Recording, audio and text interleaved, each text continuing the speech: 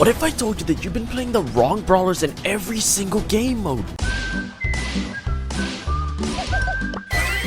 This video features the best brawlers you need to be playing in every game mode so you can absolutely dominate throughout all of Brawl Stars. Alright guys, the first game mode we're going to talk about is going to be Heist, and the brawler you guys got to play for Heist is going to be Colette. I mean, the reason why Colette is so good and she has been good inside of Heist is because her ability to just chain a super by just hitting 4 main attacks, I mean, it's incredibly deadly. What you can even do is try to hit enemies along the way to the safe to help you chain more supers even faster. Now, I know this is very controversial, you know, people like using mass attacks to get the shield, but the star power is actually going to be using is going to be Push It. The reason why Push It is going to be better is because you can guarantee charge at least half of your super for every enemy that you hit. This will just make it easier for you to constantly chain supers onto the safe if you manage to hit enemies on the way. Bonus if you can hit your main attacks on nearby enemies as well. Now, something that's been added to Colette's kit that makes her even better inside of Heist is her hypercharged Teen Spirit. Colette's spirit will follow her during her dash and damage enemies along the way. Essentially, she uses one super, but she gets the value of her super doing double the damage. And something that makes it even more difficult to get Colette down is her gotcha gadget. For the next 5 seconds, Colette will heal for 80% of the damage dealt by her attacks, and her damage to special targets is increased by 20%. So when she activates this gadget and uses it onto the higher HP brawlers, it's going to make it even more difficult to take her down because she's just going to be gaining that much more health. Plus, like I just said, she's going to be able to do 20% extra damage to like special targets, so that includes the Heist save. So if there's like no brawlers nearby, you don't have to heal up whatsoever, and you still have some extra gadgets left over, you might as well just use your gotcha gadget onto the Heist save and deal even more damage onto it. Overall, with how easy it is for Colette to charge her super, cycle it, chain it, like, and especially with the hypercharge, how much damage she can do, I mean, there's just no doubt that Heist is going to be Colette's best game mode. Some honorable mention brawlers you also can run in Heist is going to be Colt, Jesse, and Chuck. Alright guys, the next game mode we're going to talk about is going to be Knockout, and the brawler you guys got to be using for Knockout is going to be Piper. Now obviously with a long range brawler like Piper, you need to be playing around game modes like Bounty, Wipeout, and Knockout.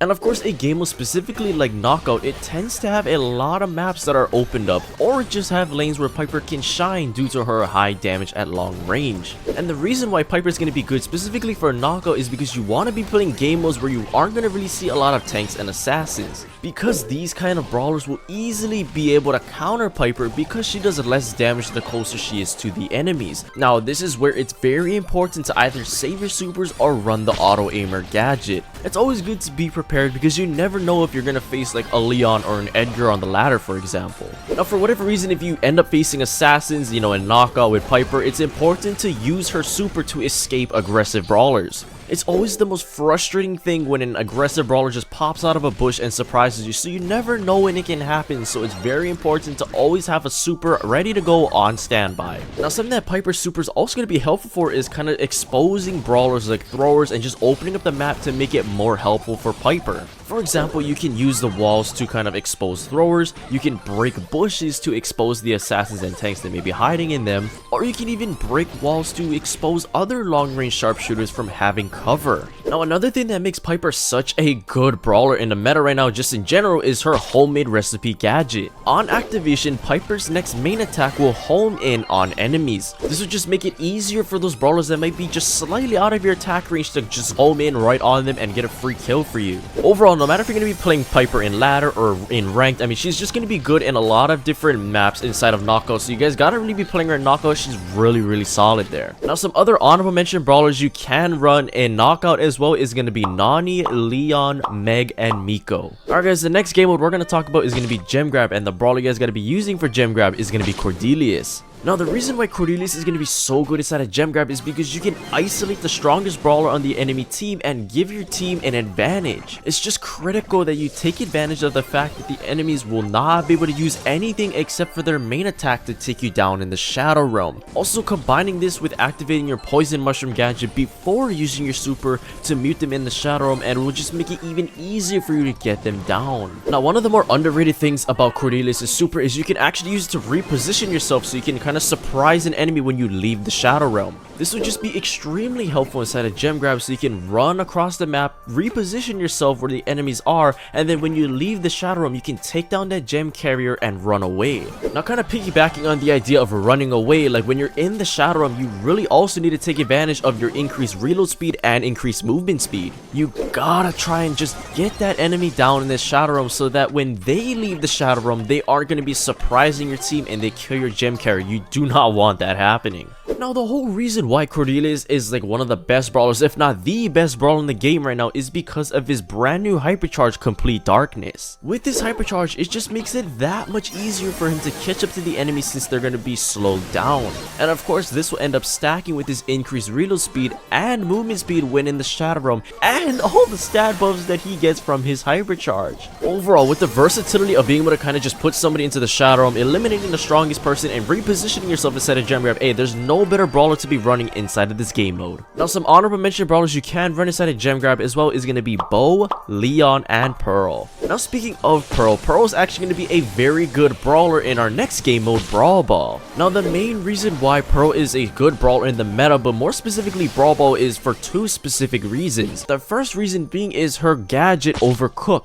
With Overcook, her next basic attack shoots burning cookies, dealing 33% extra damage over 3 seconds. Realistically, Pearl has one of the most underrated gadgets in the entire game because of how much damage you can do, especially if you have a fully charged up heat bar. I mean, even if you're not using the Overcook gadget, you know, you want to be having a fully charged heat bar so you can deal the most amount of damage that you can. And it gets even better if you can combine her Overcook gadget with a fully max heat bar and her being hypercharged. I mean, there's just nobody that's going to be able to survive your Overcook gadget. Now the second reason why Pearl is going to be very good inside of Brawl Ball as well is because of her buff in her movement speed that she got back in December. This would just help Pearl move quicker around the map and get closer to the enemies so she can use her super effectively. And inside of Brawl Ball, where brawlers are going to tend to get closer to you, you can use her super to knock back aggro brawlers or tanks, kind of like Maisie, but just not as good. But you just have to beware because there is a half-second delay with her super, so you want to be activating it just a little bit earlier if you know you're going to be going aggro or if somebody else is going aggro onto you. Now in Brawl Ball, more specifically the early game, it's going to be important that you try to maintain control of your lane, so during that time you got to be charging up your heat bar. It's important to play slow initially to charge up your heat bar and then play aggro. Once your heat bar is charged up, get as close as possible when bursting down the enemies, kind of like what you do with Pam. Overall, Pearl is a very good brawler, and I know she's very slept on, but especially inside of Brawl Ball, I mean, she can just be an absolute monster inside of that game mode. Now some honorable mention brawlers you can run inside of Brawl Ball as well is going to be Leon, Cordelius, and Spike. Alright guys, the next game mode we're going to talk about is going to be Hot Zone, and the brawler you have to be using for Hot Zone is going to be Lou. Ever since Lou's been released, he's always been solid inside of this game mode. However, if you can play on maps where there's only one Hot Zone, hey, that's where he really shines. Because once he gets that initial super, it should be no problem chaining and cycling your next one. So just try and have the syrup on the Hot Zone 24/7. The enemies are just gonna have forced to either just wait outside the Hot Zone for the super to be done, or they're gonna have to roll the dice, run on top of the Hot Zone, and have the chance of them getting gadgeted by you. Now speaking of getting gadgeted by the enemies, it's important that you can use his Cryo Syrup gadget, because if you can surprise the enemies with the Cryo Syrup gadget, you can interrupt their super or attack, and it can help you get a confirmed kill and just pressure in general. Also, a little bonus tip is that when you use the Cryo Syrup gadget, just wait until there's multiple enemies standing on the ice to get just as much value as you can out of every gadget. Now something that makes Lou incredibly annoying as well is he has a really broken hypercharge that's just incredibly frustrating to deal with. I mean, come on, what can you do when he uses his hypercharge and instantly freezes you and all of your teammates that get caught in his super? I mean, it's so broken. However, when you're the one using this, it's just gonna help you and your teammates easily defeat the enemies while they're frozen. Plus, this will just help Lou chain up his next super so he can get the most amount of value out of his hypercharge. I've said this before and I'll say it again, any time where you have an ability in the game where you can slow or stun people, you gotta be abusing it because it's just so good Gamemode, and Lou is no exception to that. Now, some honorable mention brawlers you can run in Hot Zone as well is going to be Spike, Meg, and Bo. Alright guys, the next game mode we're going to talk about is going to be Bounty, and the best brawler for Bounty is going to be Leon. Now, the only reason why Leon is arguably one of the best brawlers in the game besides Cordelius is because of his hypercharge limbo. I mean, the stat buffs that you receive that stack with the Invisi-Heal star power makes it so that you can still move quickly but also heal up at the same time. If you attack even though you are invisible from the hypercharge, you will still receive the healing from Invisi-Heal, which you can't get without his hypercharge. Now, in game mode specifically like Bounty, Knockout, and Wipeout, it's very important to be playing Leon because if you can get your super and sneak up onto the enemies, it's just basically a free kill for him. I mean, these are just the most ideal game modes for Leon since you need to be getting more kills than dying. And what better assassin can you use in this meta besides Leon for those specific scenarios? And of course, let's not forget Leon has a pretty fast movement speed too,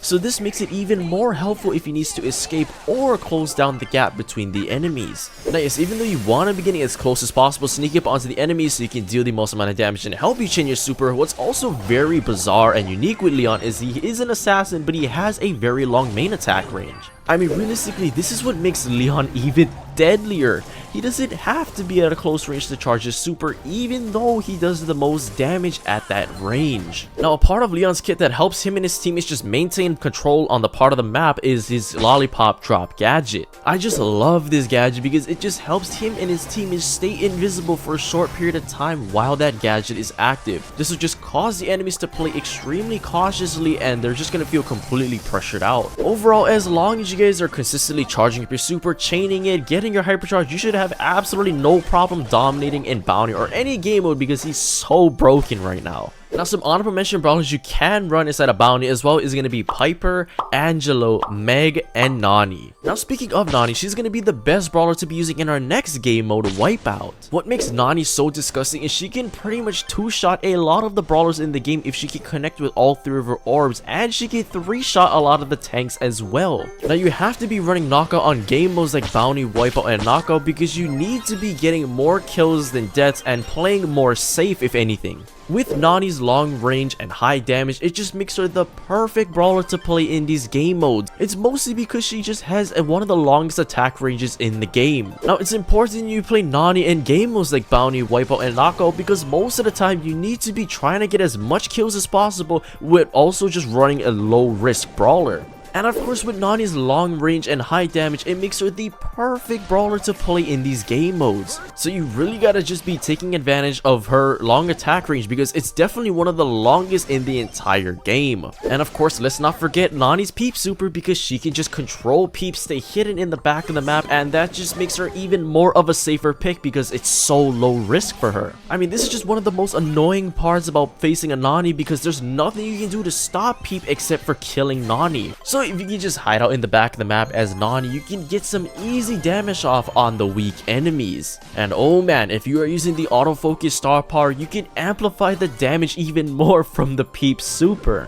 Overall, yes, even though Nani is a more high risk skill cap brawler because her shots are going to be harder to hit, it is a high risk, high reward, so he's gotta be using Nani because she's such a safe pick in this game mode. Now, some honorable mention brawlers you can run inside of Wipeout as well is going to be Leon, Piper, Meg, and Angelo. Alright guys, the next game we're going to talk about is going to be Showdown, home of the Clown Stars players. And of course, the brawler he's got to be using for Showdown is going to be El Primo.